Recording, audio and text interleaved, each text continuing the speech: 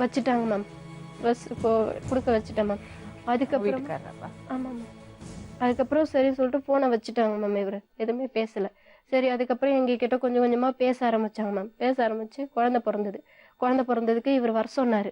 இந்த மாதிரி யாருமே இல்லை, உங்கள் பேபி ஹாஸ்பிட்டலில் தான் மேம் பிறந்தது. இப்போ வர சொன்னதுக்கு அப்பயும் அதே மாதிரி சாப்பிட்டாங்க ஃபோன் பண்ணி. இவர் ஃபோன் பண்ணி குழந்தை பிறந்திருக்கு உனக்கு? பெண் குழந்தை மேம், 2.5 வயசு ஆகுது. குழந்தை பிறந்ததுக்கு இவர் ஃபோன் பண்ணி வர சொன்னார் மேம். இந்த மாதிரி குழந்தை பிறந்திருக்கா, ஜென்ஸுங்களை உள்ள விட மாட்டாங்களாம், நீங்கள் வாங்கக்கா கிளம்பி வந்து கொஞ்சம் பார்த்துக்கோங்க அப்படின்னு சொல்லி இவரை ஃபோன் பண்ணியிருக்காரு.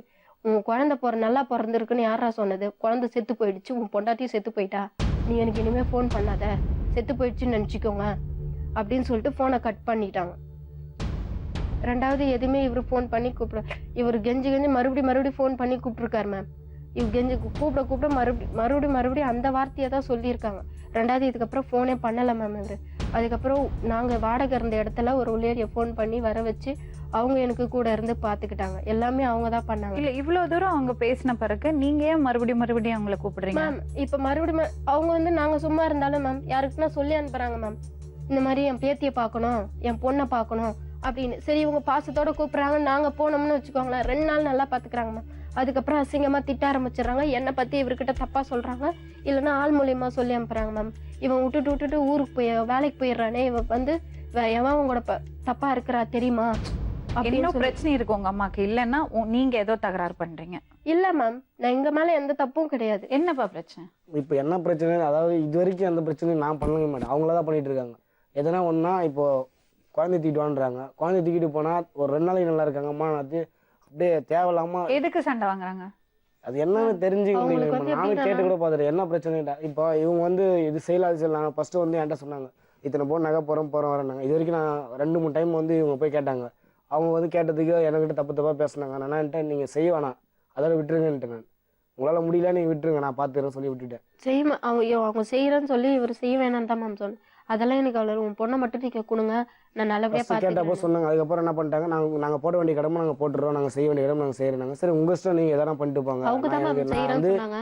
இவர் வேணானதுக்கு அப்புறம் நான் செய்வோம். நீ சண்டை போடுறியா மாட்டேன் நகை கேட்டு? அதெல்லாம் கேட்டேன், சண்டைலாம் போடல மேம்.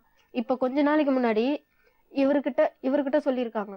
நான் போயிட்டு என்னன்னு கேட்டேன், இவரை இப்போ கொஞ்ச நாளைக்கு முன்னாடி உடம்பு சரியில்லாம படுத்துட்டாரு மேம். இந்த மாதிரி சரி, நம்ம அம்மா இங்கே பக்கத்துல யார்கிட்டையும் கேட்க முடியாது, இவர் அப்போ வேலைக்கு போகல மேம். அதனால உடம்பு சரியில்லாம படுத்து நான் ரொம்ப சீரியஸ் ஆயிடுச்சு, குளுக்கோஸ் ஏற்றுற அளவுக்கு ஆயிடுச்சு மேம். நான் பெட்ல எடுத்துட்டு போய் அட்மிட் போயிட்டு குழந்தைய தூக்கிட்டு போயிட்டு, கை குழந்தை மேம், தூக்கிட்டு போயிட்டு நான் அழுதேன் மேம். அம்மா அந்த மாதிரி உடம்பு சரியில்லை, எங்க வீட்டுக்காருக்கு குளுக்கோஸ் ஏறுதுமா, கையில காசு இருந்தா கொடுமா, நான் அதுக்கப்புறம் ஒரு வேலைக்கு போனோடனே நான் எடுத்துட்டு வந்து ரிட்டர்ன் கொடுத்துட்றேன். அவங்க எனக்கு எதுவுமே போடல மேம். ஆனா நானும் எதுவும் கேட்கவும் இல்லை. எங்க வீட்டுக்காரர் என்ன சொன்னாரு, அவங்க போடலையா விட்டுரு, நீ அதை பத்தி எதுவும் கேட்காத அப்படின்னு சொல்லிட்டாரு. நான் அதுக்கப்புறம் எதுவுமே கேட்கவும் இல்லை. போய் எனக்கு என் பொண்ணுக்கு எனக்கு செய்ய நான் போய் கேட்கவே இல்லை மேம். சரி, இந்த உடம்பு சரியில்லாததுக்கு தான் போயிட்டு சரி கடனா கொஞ்சம் கேட்டு வாங்கிட்டு வரலான்னு, கையில காசு இருந்தா கொடுமா, நான் திருப்பி கொடுத்துட்றேன் அப்படின்னு சொல்லி போய் கேட்டேன் மேம்.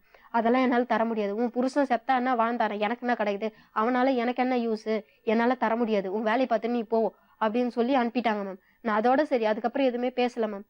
அதுக்கப்புறம் இவர்கிட்ட உடம்பு சரியாகி எங்கேயோ நான் இப்போ ரெடி பண்ணி சரி பண்ணிட்டேன் மேம். இவர்கிட்ட சொல்லி அமைச்சிருக்காங்க, உன் பொண்டாட்டி வந்து பணம் கேட்கறா, எந்த உரிமையில கேட்கறா, அவ வேலை செய்யும் போது எவன் கூட பைக்ல சுத்தினா, எவன் கூட இருந்தா, எவன் கூட இருந்ததெல்லாம் நான் பார்த்தேன், அவன் கூட செலவு பண்ணிட்டு இப்ப என்கிட்ட பணம் கொடுத்தான்னு சொல்றா அப்படின்னு சொல்லி இவர்கிட்ட சொல்லியிருக்காங்க. இப்ப இவங்க ஃப்ரெண்ட்ஸ் இவங்க திரும்ப அது பிற்பாடு என்கிட்ட சொன்னது இல்லாம இவங்களை வச்சு நேரம் போய் அவங்க நேரம் நான் இருக்கும்போது வீட்டுல நல்லா இருக்கும்போதே பேசினப்ப அவங்களுக்கு சண்டை வந்துச்சு. அப்பயே சொல்றாங்க இந்த மாதிரி செருப்பா அடிப்பேன் நான் அப்படி இப்படின்னு சொல்லிட்டு அவங்க ஒரு தகாத முறையில அசிங்கமா வார்த்தை பேசினாங்க. தெருவுல ஒரு மாதிரி மருமகன் எப்படி பேசுவாங்க, ரொம்ப கொச்சையா பேசுறாங்க, வார்த்தையை ரொம்ப கேவலமா பேசுறாங்க. எனக்கு என்னன்னா நான் என்ன வந்து தப்பு பண்ணேன், என்ன ஏன் அந்த மாதிரி பண்றீங்க அப்படின்னு தான் நான் கேட்க வரேன். வேற எந்த பிரச்சனையும் கிடையாது இது வரைக்கும் அவங்களுக்கு எனக்கு. அதே போல அந்த பசங்க வந்து சின்ன பசங்க கூட பைக்ல போனா என் புருஷன்கிட்ட சொல்றியே, நாளைக்கு என் புருஷன் வந்து அந்த மாதிரி வச்சுன்னா நான் எப்படி வாழ்றதுன்னு சொல்லிட்டு இதை போய் கேட்டேன் மேம். நீ இருந்தது உண்மை, நீ இருந்தது உண்மை அப்படின்னு. அதான் எங்க போய் நீ நிரூபியுமா, நான் அப்படின்னா அந்த மாதிரி என்ன எங்க வீட்டுக்கார்ட்ட நீ சொல்லி இருக்க, நாளைக்கு என் வாழ்க்கை கேட்டா நீ என்னை வச்சு பாத்துப்பியா, நான் எதுக்கு உன்னை வச்சு பாத்துக்கணும், எனக்கு என்ன அவசியம், நீ யாரை கூட்டு போனல அவனு கூட பாத்துக்கோ அப்படின்னு சொல்லி பேசுறாங்க. அந்த பிரச்சனைக்காக தான் நான் போய் இப்ப கேட்டேன் மேம். இப்ப 1 வருஷத்துக்கு முன்னாடி தான் நான் போய் கேட்டேன். இது மாதிரி நீ பேசுறல, அப்ப நான் சம்பாரிச்ச பணம் உனக்கு எதுக்கு? நீ 1 ரூபாய் எனக்கு போடல.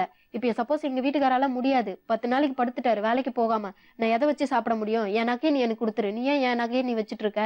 என் நகையை எனக்கு கொடுத்துரு, நான் அதை வச்சு நான் பாத்துக்கிறேன், உனக்கு எனக்கு எந்த சம்மந்தமும் தேவையில்ல அப்படின்னு சொல்லி இதை போய் கேட்டேன் மேம்.